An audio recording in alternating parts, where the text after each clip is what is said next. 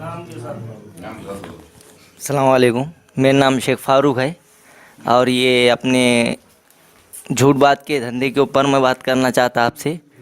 ठीक है, सवाल बोलो ना, आपका क्या है? जैसा कि अपने मुसलमान बिरादर है तो चाहे जो भी धंधा करते हो कहीं का भी, तो झूठ बात करके धंधा करते तो वो जायज़ है कि नहीं है?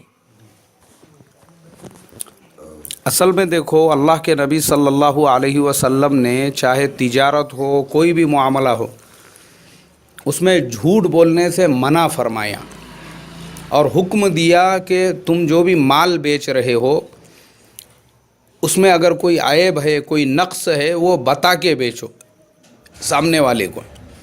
तो हमको वाक़यात में मिलेंगे। हज़रत अब्दुर्रहमान इब्न औफ़ मक्का मुकर्रमा से हिजरत करके जब मदीना पहुँचे तो जिन सहाबी के साथ अल्लाह के नबी ने उनको भाई बनाया था, उन सहाबी ने कहा अगर आप चाहे तो मेरा एक खजूरों का बाग रख लो, मेरा एक घर ले लो। उन्होंने कहा मुझे आपका बाग, आपका घर नहीं चाहिए, मुझे बाज़ार का रास्ता बताओ। तिजारत शुरू की और अल्लाह ने इतनी बरकत दी कि उनका एक ऊँट मदीने में तो एक मुल्क शाम में होता था। यानी इतना माल उनका, इतने बड़े व्यापारी, इतने बड़े ताजिर बन गए। तो इतनी बरकत क्यों हुई? उनके चार वजूहात की वजह से। बोले मैं नगदी लेता बेचता हूँ, एकदम कम नफ़े पे बेचता हूँ। कम नफ़े पे यानी एक तो नगदी का व्यवहार करते थे, कम नफ़े पे यानी मिसाल के तौर पे उन्होंने कोई चीज़ 100 की ख़रीदे और 110 का कस्टमर आ गया, फ़ौरन बेचने का, ये उम्मीद में नहीं कि इसको 1.5 में या 1.25 में बेचूँगा, 10 मिल रहे ना, बेच दो उसको। और इसमें जो भी आयब मुझे था, यानी जो चीज़ में मैंने उसको दिखाया, उसको बताया, उसको छुपाई नहीं आपने किसी से। तो हज़रत अब्दुर्रहमान इब्न औफ़ क्या ये जो फार्मूला था, अब आज के ज़माने में हम देखेंगे कि हम मुसलमानों में बहुत सारे लोग सालों से तिजारत कर रहे, कारोबार कर रहे, नफ़ा नहीं आ रहा, नफ़ा हो रहा फिर वापस से लॉस में चले जा रहे, फिर माइनस में पहुंच रहे। ऐसा क्यों? और हमारे कंपैरिजन में अगर आप चाइना को देखोगे, आज पूरी दुनिया पे किसका कब्ज़ा है? चाइना का कब्ज़ा है। क्यों है? क्योंकि चाइना की सबसे बड़ी जो ख़ास बात ये है कि चाइना वाले झूठ नहीं बोलते और चाइना वाले धोखा नहीं देते कारोबार के अंदर। चाइना इतना बड़ा, पूरे वर्ल्ड में दुनिया का कोई मुल्क ऐसा नहीं जो चाइना से माल नहीं ख़रीदता हो। इसलिए कि जो आदमी झूठ बोल के बेचेगा ना, एक बार तो उसका बिकेगा, दूसरी बार बिकेगा क्या?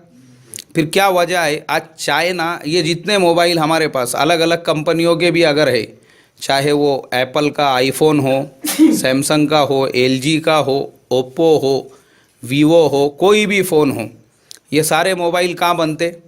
चाइना में। भले कोई ब्रांड अमेरिका का रहो, चाहे साउथ कोरिया का रहो, कहीं का भी रहो, बोलने के लिए सब है, लेकिन बन रहे वो सब चाइना में ही। क्योंकि सबका भरोसा चाइना पे है, क्योंकि चाइना वाले क्या नहीं करते? झूठ नहीं बोलते।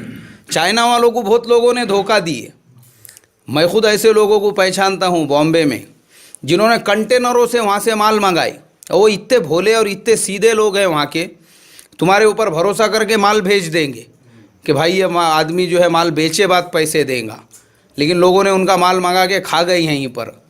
लेकिन तो उनके अंदर ये सादगी है, वो झूठ नहीं बोलेंगे, कभी धोखा नहीं देंगे। अल्लाह ने उनको पूरे आलम में चमकाया और आज उनकी इकोनॉमी पूरे वर्ल्ड में पहले नंबर पर है। उसके कंपैरिजन में हमारा मियाँ भाई, जैसा आपने बोले झूठ बोलने की वजह से, प्लॉटिंग के धंधे में झूठ बोलेगा, एक एक प्लॉट 2-2, 3-3 लोगों को बेच दिए। प्लॉट का जो मार्केट है वो बताते टाइम पे बताएगा यहाँ रास्ता है, वहाँ रास्ता है, रास्ता 30 फीट चौड़ा है। लेकिन जब आपने ख़रीद लिया, अब आप जब घर बनाने के लिए जा रहे, तो आपको बताते टाइम पे 4 रास्ते बताया था, उसमें के 2 बेच दिया उसने। 2 बेच दिया उसने, बीच में के 2 ख़त्म हो गए वो। अरे भाई नक्शे में तो यहाँ रास्ते थे। बोले नहीं यार, मेरे को परवड़ रहा नहीं था। अच्छा, जो 2 रास्ते भी दिया, अरे आपने 30-30 फीट का बताए थे, वो तो 15 फीट का हो गया और पूरा नहीं था, बोले मुझे वो। तो ये बोल के प्लॉटिंग के धंधे में धोखा। तो मैंने देखा हूँ ऐसे जिन्होंने धोखे से कारोबार करे, हमको बज़ाहिर नज़र आ रहा करोड़ों का उला ढाल हो रहा, लेकिन अल्लाह की तरफ से कभी जब मार पड़ती ना, अब ये नोटबंदी आ गई तो बहुत सौ पे ऐसे हालात आए कि रहते घर बेचना पड़े उनको, पूरा मार्केट माइनस के अंदर आ गया, जीएसटी आ गई। तो ये अजाब है, ये अल्लाह ताला का अजाब। ये तो झूठ बोल के बेचेंगे तो वक्ती तौर पे तो कमा लेंगे, लेकिन फिर जब अल्लाह की मार पड़ेंगी तो वापस जहाँ से शुरू किए थे वहाँ आदमी पहुँच जाएगा। तो इसके लिए जो आपने बोले कि भाई झूठ बोल के करते हैं, झूठ बोल के कमाना एक तो हलाल है ही नहीं, वो हराम की कमाई है, उससे हमने बचना और परहेज़ करना चाहिए।